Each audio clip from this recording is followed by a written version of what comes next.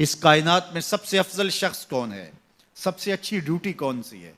سب سے سونی نوکری کون سی ہے؟ کہتے ہیں کہ فلاں نوکری بہت اچھی ہے، فلاں کاروبار بہت اچھا ہے، فلاں جگہ پیسہ بہت ہے، فلاں شعبے میں عزت بڑی ہے. لیکن آؤ حضور سے پوچھتے ہیں سب سے افضل کون ہے، سب سے اشرف کون ہے؟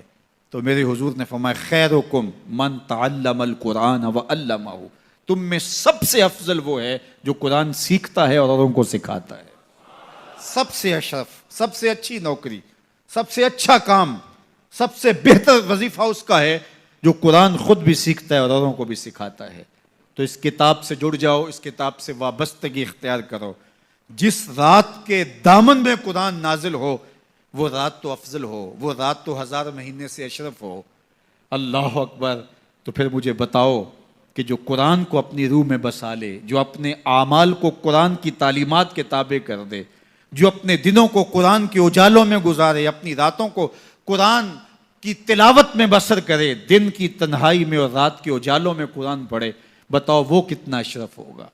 اس لیے میرے اور آپ کے آقا و مولا نے فرمایا راتوں کی تنہائیوں میں اٹھ کے قرآن پڑھا کرو، اور قرآن پڑھتے ہوئے رویا کرو، اور اگر رونا نہ آئے تو رونے کی کوشش کیا کرو. کوشش کیا کرو، رقت پیدا ہو جائے تمہیں قرآن کی تلاوت کرتے کرتے.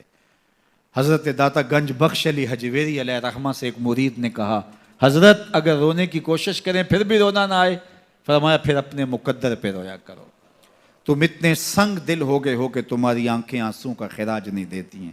تو اس کتاب کے ساتھ جڑ جاؤ، تعلق کو مضبوط کر لو، اور اس کتاب سے وابستگی تمہیں دنیا آخرت کی بہتری کی ضمانت فراہم کرے گی. اور یہ کتاب زندہ ہے، اس کا پیغام کبھی فرسودہ نہیں ہوا، اس کا پیغام کبھی پرانا نہیں ہوا. ہر دور کے تقاضوں سے یہ کتاب ہم آہنگ ہے، اور یہ کتاب ہر شخص کی ضرورت کی کفالت کرتی ہے. اور پھر اللہ نے اس کو اتنا آسان کیا ہے، اتنا جامع بنایا ہے کہ ہر طبقہ زندگی کے شخص کے لیے قرآن کافی ہے، ہر شخص کی ضرورت کا کفیل ہے. اس کو ایک عام شخص پڑھے تو اس کو بھی نور ملتا ہے، ایک نکتہ بین شخص اس قرآن کا مطالعہ کرے تو اس کو بھی روشنی ملتی ہے، ایک فلسفی پڑھے تو محروم وہ بھی نہیں ہوتا. جو بھی اس قرآن سے پڑھے، دیکھیے کچھ کتابیں ایسی ہوتی ہیں وہ بچوں والی ہوتی ہیں، جو پڑھے لکھے لوگ ہیں ان کی کوئی دلچسپی وہاں نہیں ہوتا، الف انار اور بے بکری میں انہیں کوئی دلچسپی نہیں ہوتی. اور جو بڑی کتابیں ہیں بچوں کی سمجھ سے ورا ہوتی ہیں. لیکن یہ واحد قرآن ہے، جس طبقے کا شخص بھی پڑھے، ان پڑھ پڑھے تو اس کو بھی نور ملتا ہے. میں دیکھتا ہوں تلاوت چل رہی ہوتی ہے اور تلاوت عربی میں ہے، اور بندہ عربی جانتا نہیں ہے وہ بھی جھوم رہا ہوتا ہے، اس کو بھی حظ مل رہا ہوتا ہے.